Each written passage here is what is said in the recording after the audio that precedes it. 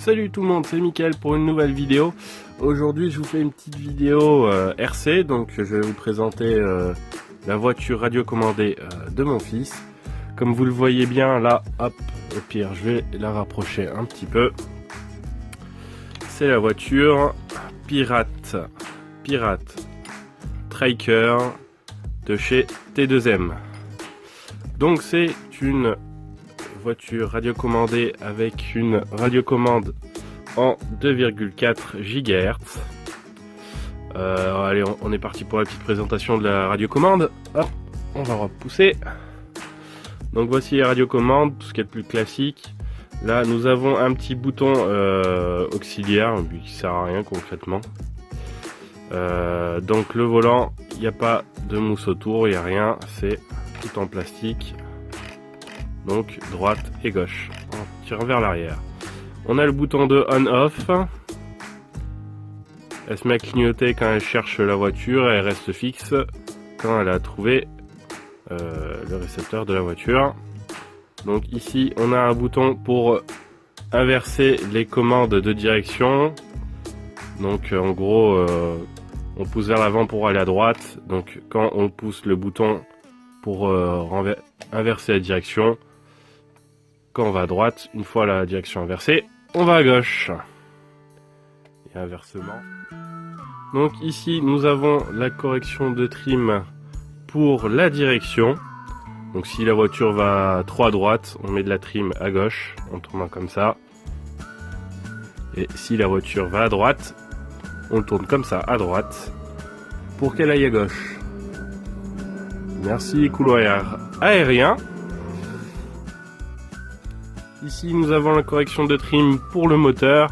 Si la voiture avance toute seule, on met la trim vers la gauche pour qu'elle arrête d'aller en arrière toute seule. Donc c'est à peu près tout pour la commande. Ah si, hop. La commande fonctionne avec 2 piles AA. Ce qui est plutôt bien, c'est plus économique en piles. Donc revenons à la voiture. Hop. Hop, je vous montre la carrosserie de plus près. Moi j'aime bien, je trouve ça assez marrant et sympathique d'avoir une petite carreau en jaune fluo comme ça, qui tire un peu sur le vert. Par contre ce que je trouve un petit peu dégueulasse, c'est ces gros phares ronds, c'est pas très joli quoi, ils auraient pu faire des phares carrés. Donc nous avons 4 lumières en haut, 2 lumières en bas, une fausse grille à l'avant. Et là, c'est coupé ici pour laisser place à l'aileron. L'intérieur de la carrosserie. Moi, j'ai déjà perdu une mousse qui est normalement fixée sur les toiles qui sont ici, là. Elles sont déjà, il y a déjà une de perdue, du coup, je les ai collées directement sur la carrosserie. Donc là, il y a le fil modifié que j'ai modifié, précisément pour fixer l'électricité du système LED d'une autre façon. Je vous expliquerai juste après. Hop là. Donc voici la bête. Alors, du coup, ici, on a le cardan de transmission en métal, le cardan de transmission central. On a le moteur qui est à l'arrière de la voiture. Le pignon de transmission est là-dessous. Et du coup, ça repart par le cardan de transmission vers l'avant. On va continuer vers l'arrière. Donc, on a des triangles de suspension en haut et en bas. Hop là, on va tourner. On a des triangles de suspension en haut et en bas en plastique, autant à l'avant qu'à l'arrière. Nous avons des suspensions alu en haut et plastique sur le reste. C'est des suspensions hydrauliques, ce qui donne une très bonne tenue de route à la voiture. Le cardan de transmission ici est en plastique. Il y a juste l'intérieur des différentiels en eux-mêmes avec les noix de cardan qui sont en métal. Donc moi j'ai remplacé le radiateur, j'ai mis ce radiateur là bleu anodisé avec un ventilateur, parce que celui-là c'est le petit radiateur d'origine qu'ils ont mis dessus. Il faisait son boulot mais pas vraiment assez, parce que je vous explique, j'ai fait un petit run, donc une petite sortie avec la voiture. Je l'ai fait un peu tirer en termes d'accélération, et elle a pas mal chauffé. Et une fois que j'avais fini ma session, j'ai posé mon doigt comme ça pour voir si c'était chaud. J'ai fait la connerie de le poser un petit peu trop longtemps et du coup je me suis brûlé. Et depuis que j'ai fait la modification, que j'ai mis ce ventilateur là, depuis j'ai refait 2 sorties avec la voiture. J'ai fait toujours autant cracher en accélération. J'ai pas eu de problème de chauffe. Je pouvais mettre mon doigt comme ça amplement sans me brûler. Elle est refroidie 2 fois mieux. Donc pour pouvoir justement faire fonctionner ce ventilateur avec le récepteur et ESC. Donc du coup je vais vous parler du récepteur de l'ESC avant de finir de parler de ça. Donc sur la voiture on a un récepteur et ESC, donc c'est du 2 en 1. Je trouve ça un peu dommage parce que si tu as une panne sur la partie récepteur, du coup t'es feinté quoi. T'es obligé de changer le boîtier en lui-même. Je trouve ça très dommage. Pareil, s'il y a un problème de gestion d'alimentation électrique pour ton moteur et que le récepteur fonctionne correctement, tu te retrouves également feinté. C'est un peu dommage. Comme vous pouvez le voir ici, il y a le branchement pour le moteur de direction, donc le servomoteur, qui est en 5 fils. Et il y a pas mal de personnes qui le disent. C'est un peu archaïque comme système, c'est les vieux branchements de l'époque. Aujourd'hui, on est sur des servomoteurs à 3 fils. Et c'est bien mieux, parce qu'au moins les récepteurs à 3 fils, c'est du standard. Du coup, en gros, si vous cassez votre petit moteur qui est le moteur de direction, comme ça, le servomoteur, vous serez obligé d'aller voir le constructeur de la voiture. Et il vaut aussi cher que un modèle chinois bien plus puissant en 20 kg. Donc ce que j'ai dû faire également, c'est que j'ai dû prendre la petite fiche qui est là. Je sais pas si vous ne voyez pas, si vous voyez bien, pardon. Hop là. Donc la petite fiche qui est là, elle est propriétaire et c'est bien embêtant parce que à la base, parce que c'est propre à la marque, là on le voit au récepteur, c'est un petit branchement à la con, donc du coup si vous voulez brancher des trucs annexes sur le SC récepteur, vous êtes feinté parce que c'est propriétaire, et donc du coup vous serez obligé de faire comme moi, de couper le fil,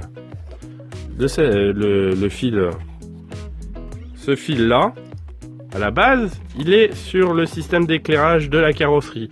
Ce que j'ai fait, moi j'ai coupé, j'ai prolongé le câble, j'ai soudé, j'ai mis de la gaine thermoformable et puis j'ai mis un système d'embout classique qu'on trouve en modélisme. Ce que j'ai fait, j'ai bidouillé une petite plaque électronique, j'ai mis des petits picots, on utilise cette petite plaque électronique et ces petits picots de soudure là pour les systèmes en domotique. Qui m'a permis de justement partir en élément standard, ce qui m'a permis de repartir sur le branchement standard du ventilateur qui est utilisé en modélisme. Donc du coup j'ai récupéré le petit câble qui sert à l'éclairage LED qui est fixé sur la carrosserie d'origine de la voiture. Je l'ai pris, je l'ai coupé, je l'ai fixé et j'ai soudé sur une petite plaque qui m'a permis de redispatcher l'électricité de cette façon. Et du coup, je peux brancher l'éclairage comme le ventilateur. Ce que j'ai fait également, c'est que j'ai acheté un autre kit d'attache carrosserie avec un câble en métal parce que ceux d'origine ils sont tellement petits que je les ai déjà perdus.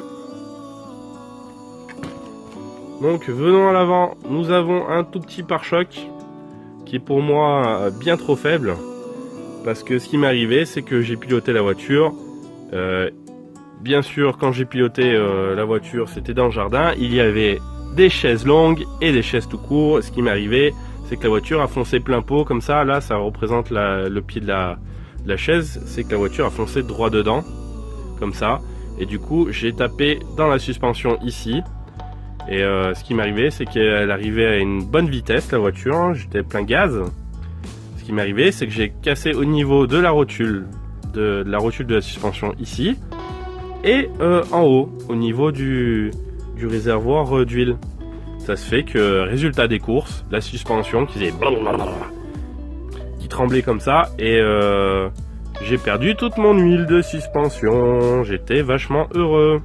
Donc du coup, ce que j'ai dû faire, c'est me commander de l'huile de suspension. Je ferai ça bientôt en vidéo. Je vous ferai un petit tuto sur la chaîne. Alors, c'est à ce moment-là qu'il faut placer son abonne-toi juste en dessous et appuyer sur la petite cloche de notification ici à droite pour pas louper les vidéos. Alors aussi également, revenons à nos moutons, la voiture fonctionne en LiPo 2S. Hop. Donc on a deux accus de 3,7 volts en LiPo. Vu que c'est de la LiPo, ça lui donne une bonne réactivité, c'est franchement pas mal du tout. Donc moi j'utilise pas le chargeur qu'ils ont donné d'origine, parce que c'est juste en gros un bloc pile où on met les deux LiPo dedans, et on branche avec un câble USB et un adaptateur USB, et on branche là où on veut. Et le problème que je trouve, c'est que avec ce bloc pile, on risque de pas avoir un bon équilibrage entre les deux LiPo. Donc si bien il y a l'une qui sera pleine on va dire à 120%, et l'autre va être chargée à 95%, et pour le chargeur ça sera bon, alors qu'elles sont pas équilibrées. Moi j'ai pris un chargeur intelligent qui me permet de charger ces LiPo là, et ça me permet de les équilibrer, donc de les charger correctement l'une et l'autre indépendamment, et avec une puissance de charge différente, et tout ce qui s'ensuit. Je vous en parlerai de mon chargeur à batterie intelligent dans une autre vidéo. Donc voilà, je crois que j'ai fait un peu le tour, hein. Non, peut-être les tourelles qui sont ici sont en plastique souple, donc elles bougent bien. Le reproche que je peux faire sur ces tourelles de fixation, c'est que là c'est toute une pièce en plastique, et on peut pas modifier la hauteur ici. Ce qui est bien dommage. Ils auraient dû faire un système où on avait la vis ici et puis qu'on pouvait changer la hauteur nous-mêmes. Ça aurait été beaucoup plus sympa. Si j'ai pas parlé de l'aileron, pardon. L'aileron, il est vachement bien, il est petit et il est bien souple, donc il encaisse bien les chocs. J'ai fait pas mal de tonneaux avec la bagnole. Il a pas branché d'impette. Donc comme vous pouvez le voir, pour fixer la LiPo ici, hop, on met en dessous et on clip jusqu'à entendre le clac. Et quand on veut l'enlever, on soulève et on pousse. Hop. Un petit test de la suspension pour montrer, hop. Ouais, elle est super, hein, franchement. Ça fonctionne bien.